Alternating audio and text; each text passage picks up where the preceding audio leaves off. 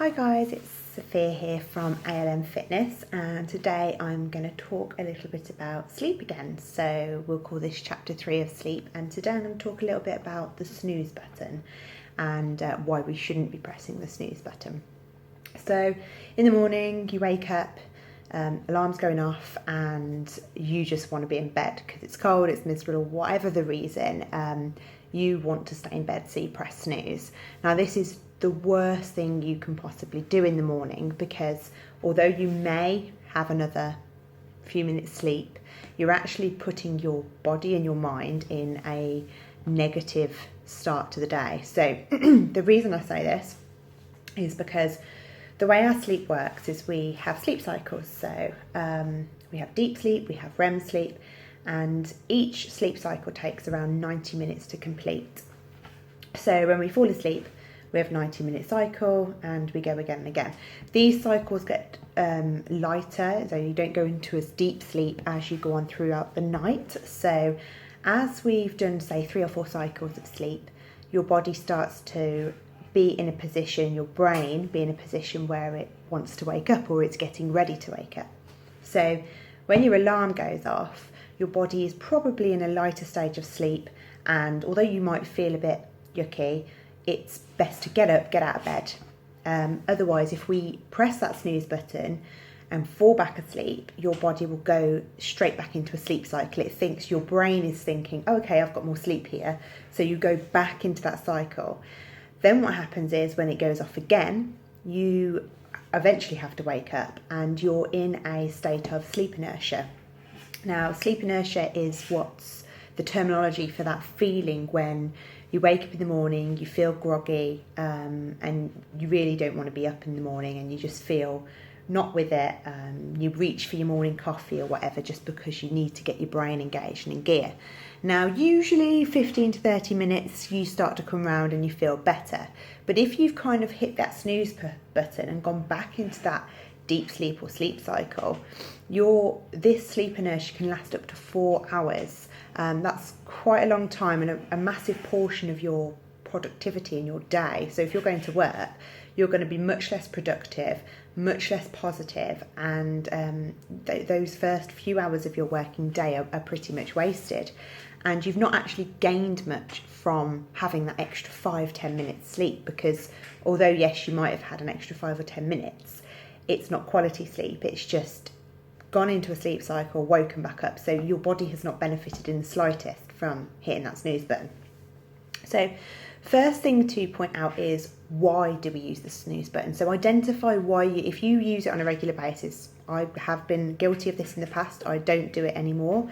After reading Matthew Walker's book and doing more research on it, it's something I never do. I now do not use my snooze button. One of the easiest ways to do this is to put your phone or alarm or whatever it is, whatever device wakes you up, on the other side of the room, so that you have no choice but to get up to go and turn it off. So you're not tempted to kind of feel for it and tap it into snooze mode. So what you want to look at is, why are you wanting to snooze for longer in the morning? So is it because you didn't go to bed as early as you should, so you haven't had a sufficient amount of time to sleep? So you should be allowing yourself 7 to 9 hours to sleep every night. So if you've got to get up at 5 in the morning, you should be getting into bed by around about 9 o'clock, so you can be asleep by 10 to get that minimum of 7 hours sleep. If you're not going to bed till 11 o'clock at night, it's no wonder you're going to be reaching for that snooze button at 5 a.m. Are you exercising? Are you doing enough activity? So a lot of people who exercise regularly and throughout the day on a regular basis will and expend more energy, will get to sleep better and will have deeper and a better quality sleep as a result. So are you being active enough? Not just maybe a half an hour workout or whatever, but are you staying active throughout the day, getting steps in, everything else? Are you using screens just before you go to bed? So if you're getting those blue light from screens, laptops, TVs, phones, whatever it be, that could be impacting your quality of sleep, which is then making you feel tired for the morning. And also other factors such as your the temperature of the room and the conditions of the room that you're in, are they suitable for sleep? Are you sleeping well? Are you tossing and turning? So there's lots of little factors here to determine why you'll be feeling groggy in the morning, why you'll be looking for that snooze button. So it's first maybe wise and advisable to identify what's making you reach for the snooze button and try and minimise those effects so that you don't feel that you need to. So like I said before, one tip is to put your phone on the other side of the room or outside the room even, or have it away from you so that you have to get up. And yeah, trying to minimise all of those reasons why you would be. So interrupted sleep is not quality sleep. So we're just recapping here.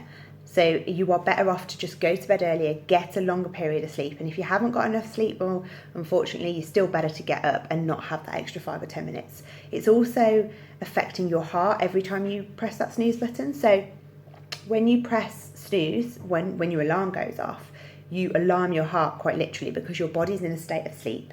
And you know, if your brain hasn't quite woken up before your alarm, your body is forced to wake up. So it's shocking your heart.